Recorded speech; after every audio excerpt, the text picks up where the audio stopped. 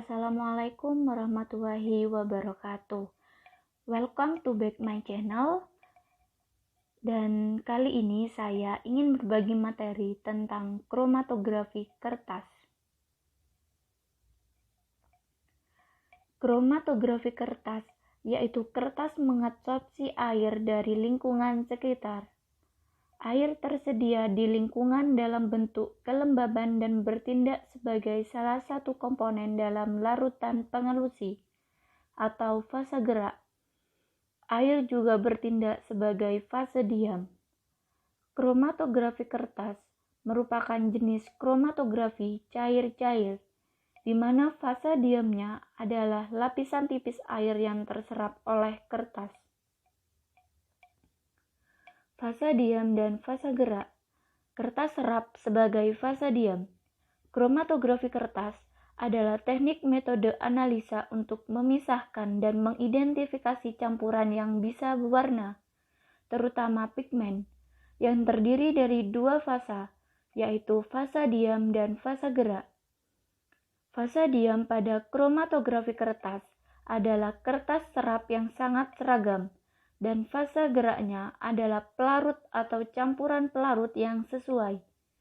Salah satu contoh fase diam dalam kromatografi kertas adalah air yang terikat pada kertas atau selulosa. Pelarut sebagai fase gerak. Larutan elusi pada kromatografi pembagian umumnya terdiri dari dua fase, yaitu fase air atau stasioner dan fase mobil atau pelarut organik. Pemilihan larutan elusi ditentukan oleh banyak faktor, terutama oleh kelarutan zat yang diperiksa dalam pelarut. Salah satu contoh fase gerak dalam kromatografi kertas adalah larutan campuran. Macam-macam kromatografi kertas berdasarkan arah pergerakan fase gerak. 1. Kromatografi kertas satu arah. Sampel tinta diteteskan pada garis dasar pensil pada selembar kromatografi kertas.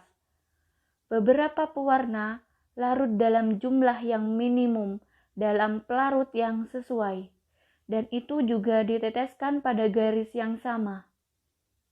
Kertas digantungkan pada wadah yang berisi lapisan tipis pelarut atau campuran pelarut sesuai di dalamnya.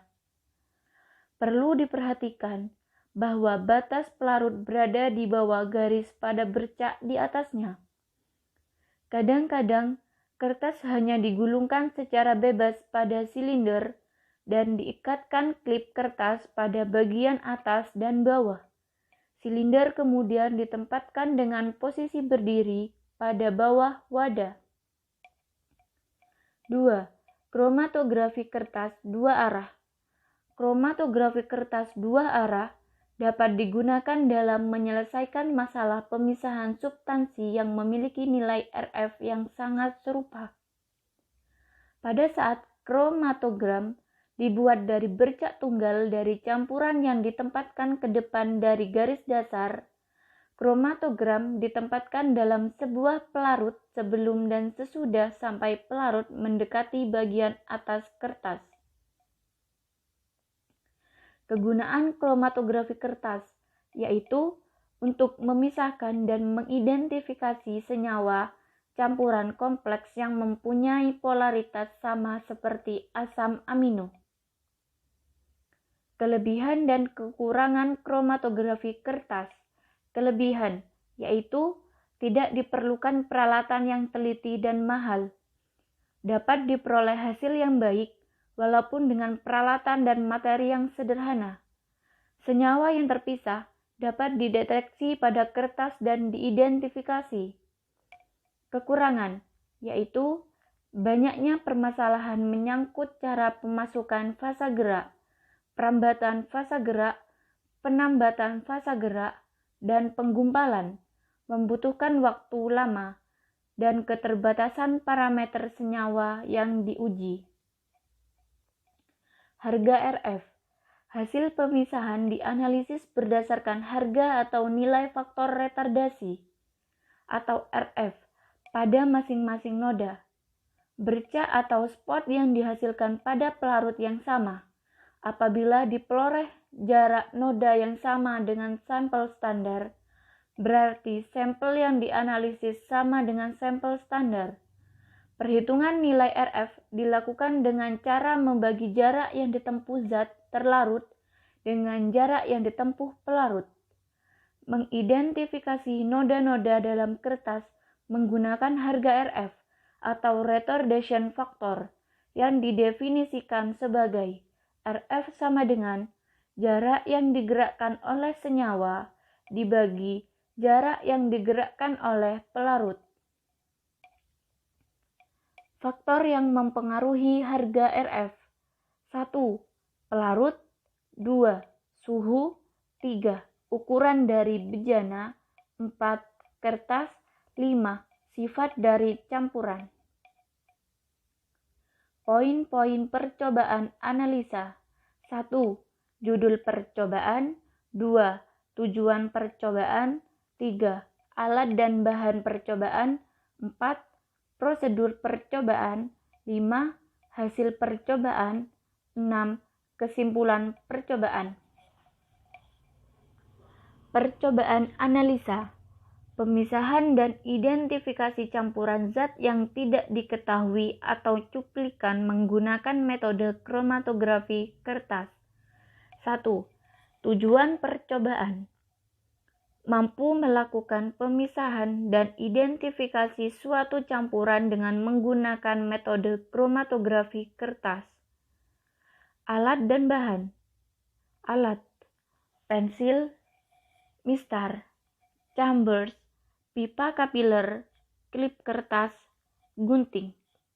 Bahan: kertas saring Whatman, lidi, larutan perak nitrat 2 molaritas, larutan timbal nitrat 2 m, larutan raksa nitrat 2 m, larutan K2CrO4 encer, larutan pengembang, dan larutan campuran.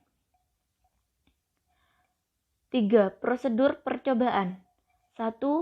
Memotong kertas saring Whatman dengan panjang 25 cm dan lebar 3 cm. Lalu membuat garis mendatar awal pada kertas saring Whatman 1 cm dari ujung bawah garis kertas. 2. Menotolkan ketiga larutan standar logam nitrat dan satu campurannya pada kertas saring yang berbeda sebanyak 3 tetes, dan setiap penetesan dibiarkan mengering sebelum penotolan berikutnya. 3. Membentuk kertas menjadi silinder dengan lidi dan menjepit dengan klip kertas. 4. Masukkan kertas ke dalam chamber berisi larutan pengembang dari campuran air, N-butanol, dan etil asetoasetat, dan kertas tidak menyentuh dinding bejana dan spot larutan.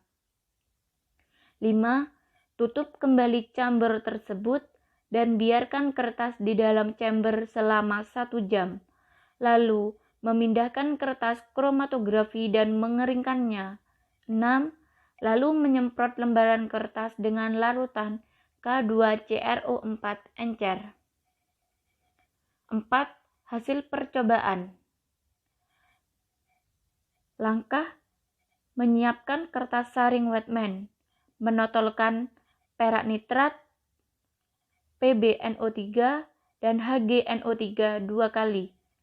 Menyiapkan ruang pengembang dari campuran air, N-butanol, etil asetoasetat.